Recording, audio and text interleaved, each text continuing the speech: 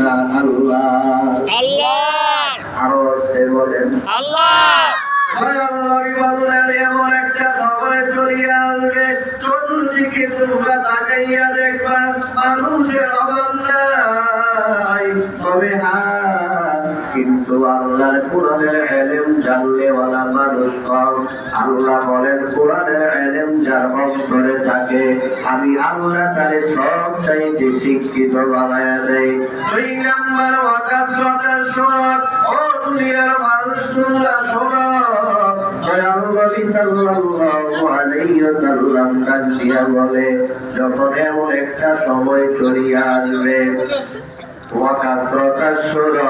যখন বাহিনী বেশি হইয়া যাবে, চতুর্দিকে কোন বাহিনীর অবস্থা কম থাকবে না। দয়াল নবী 1400 বছর আগে বলিয়া গেছেন, এখন যদি তোমার চোখের সামনে দাঁড়ায় যায় তাইলে তুমি তোমরা আল্লাহর কাছে নিজের মৃত্যুর জন্য দোয়া করবা। নবী বলেন নবীরে যখন বাহিনী বেশি হইয়া যাবে, ও মুসলমান আমরা এমন একটা সময় বসবাস করি, আজ থেকে 20 বছর আগের দিকে তাকায়া দেখেন। 20 বছর আগে বাংলার জমিনে এত সেনাবাহিনী ছিল না। 20 বছর আগে বাংলার জমিনে এত পুলিশ বাহিনী ছিল না। 20 বছর আগে বাংলার জমিনে এত আর্মি বিডিআর ছিল না। 20 বছর আগে বাংলার জমিনে এত বিজিবি ছিল না। নবী বলিয়া গেলেন ওয়াকাসরাতাস সূরাত, এই সমাজের ভিতরে বাহিনী বেশি হয়ে যাবে, ওটাও কি আমাদের একটা লক্ষ্য। আপনারা একটু আপনার নিজের ব্রেনটাকে 20 বছর আগে ঘুরাইয়া দেন।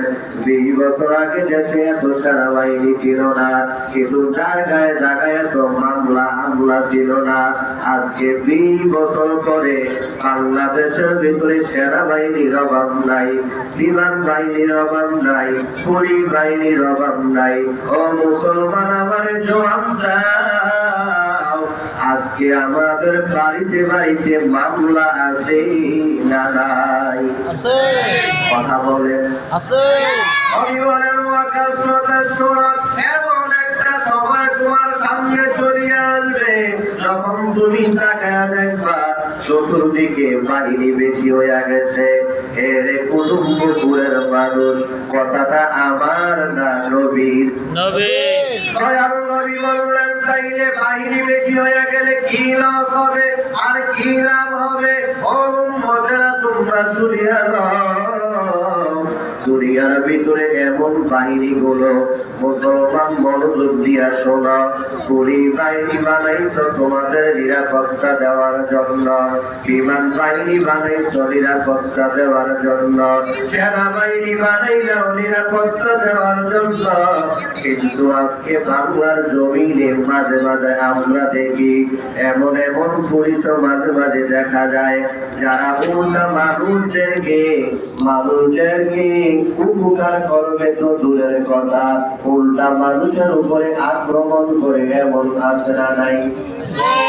দয়াল নবী বলেন ওয়াকাসরাতাস সূরাত, তোমরা যখন কিয়ামতের আগে তাকায়া দেখবা দুনিয়ার ভিতরে বাহিনী বেশি হয়ে গেছে, তাইলে তোমরা চিন্তা করিও যে বাহিনীগুলো বানানো হয়েছে তোমার হেফাজতের জন্য, ওই বাহিনীগুলো অনেকেই তোমার হেফাজত করবে। তবে কিছু কিছু বাহিনী এমন হইয়া যাবে যারা তোমার বিরুদ্ধেও চলিয়া যাবে, তোমার মারতেও দেরি করবে না। 3 নাম্বার ওয়াবাইআল হুকমি, দয়াল নবী বললেন এটাও কি আমাদের একটা আলামত। দুনিয়ার ভিতরে বিচার করুন টাকার উপরে চলিয়া যাবে।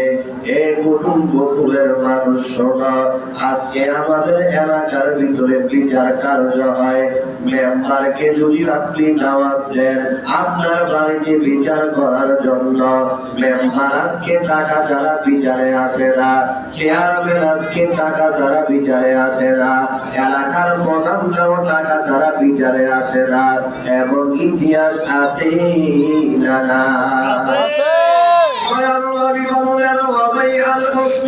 এমন একটা সময় তোমার সামনে চলিয়া তখন দুনিয়ার ছোট ছোট বিচারগুলো টাকার উপরে চলিয়া যাবে। দুনিয়ার মানুষ টাকা দ্বারা তোমার বিচার করবে না। ও মুমিন, দয়াল নবীর একজন সাহাবার নাম ওমর রাদিয়াল্লাহু তাআলা আনহু।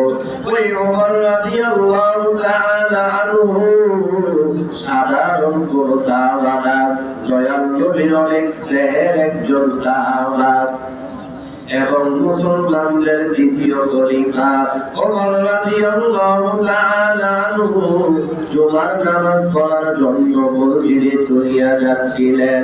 শুক্রবার হয়ে গেছে, আজকে যেহেতু জুমার দিন, সুতরাং জুমার প্রস্তুতি নিয়ে মসজিদে যাওয়া লাগবে। ওমর রাদিয়াল্লাহু তাআলা আনহু তৈরি হইয়া ঘরের ভিতরে চলিয়া গেলেন। চিন্তা করলেন, আজকে যেহেতু জুমার দিন, চতুর্দিক থেকে মানুষ ছুটিয়া ছুটিয়া আসবে। আজকে মসজিদে জগমিতে জুমার নামাজ হবে। আবার সব কাজ বন্ধ করিয়া করিয়া আজকে মসজিদে জগমিতে জুমার নামাজ পড়ার জন্য চলিয়া আসবে। ওমর চিন্তা করলেন, অন্যদিকে আমি যেই জুব্বা গোলাপ করিয়া করিয়া তোমার নামাজ পড়াইতে যাই, কিন্তু আজকে ওই জুব্বা গোলাপ করিয়া যাওয়া যাবে না, কারণ বিভিন্ন জায়গা থেকে আজকে মুসলমানরা আসবে। আজকে যেহেতু জুমার দিন, বিভিন্ন জায়গা থেকে সাহাবারা ছুটিয়া আসবে।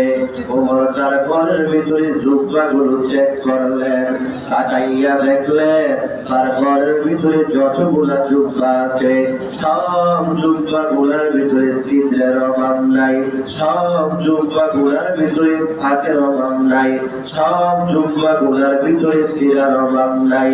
ওমর রাদিয়াল্লাহু তাআলা আনহু এর মুসলমান স্বাভাবিক গুলো সাহাবারা অর্ধ জাহানের বাদশাহ ওমর মনে মনে চিন্তা করলেন, আজকে জুমার দিন আমি ইমাম হইয়া হইয়া সাহাবাদের সামনে দাঁড়ায়া দাঁড়ায়া জুমার নামাজ পড়ব। আমার কাপড়টা যদি ছিঁড়া হয়, তাইলে সাহাবারা আমার কাপড়ের দিকে তাকায়া থাকবে। আমার নিজের ঘরে ভালো কোনো কাপড়ের ব্যবস্থা নাই।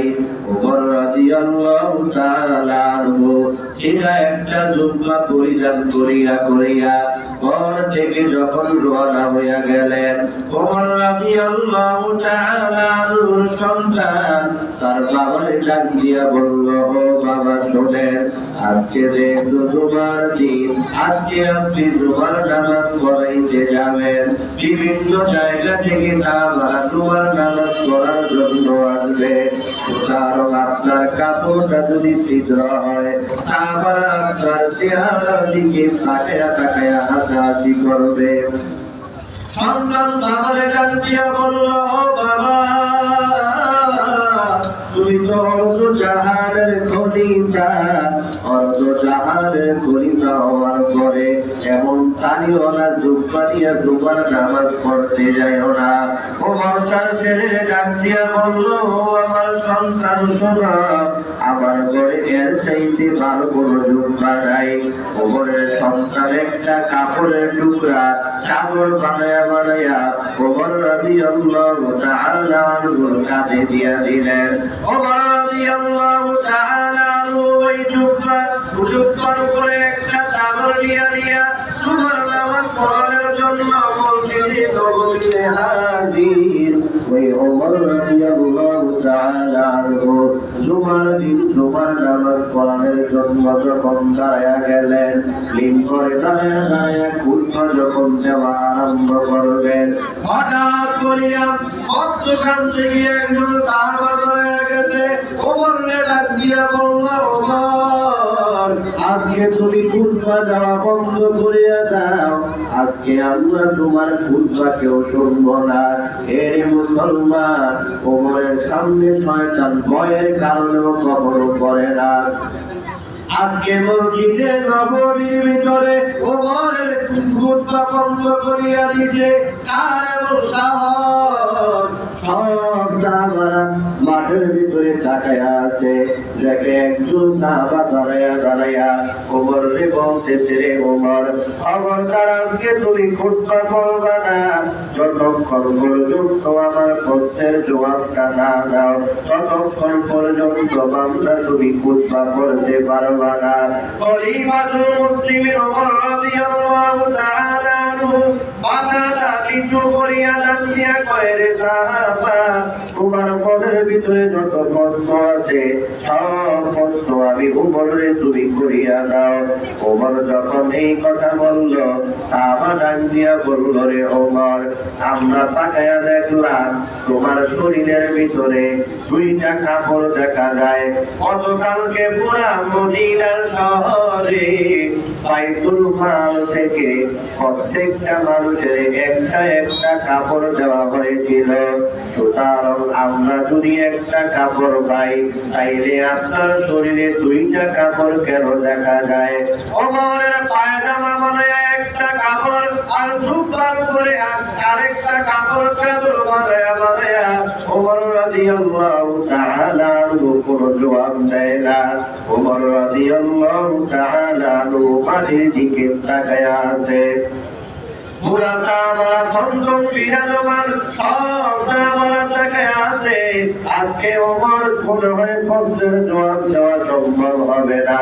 নারে তাকবীর, নারে তাকবীর।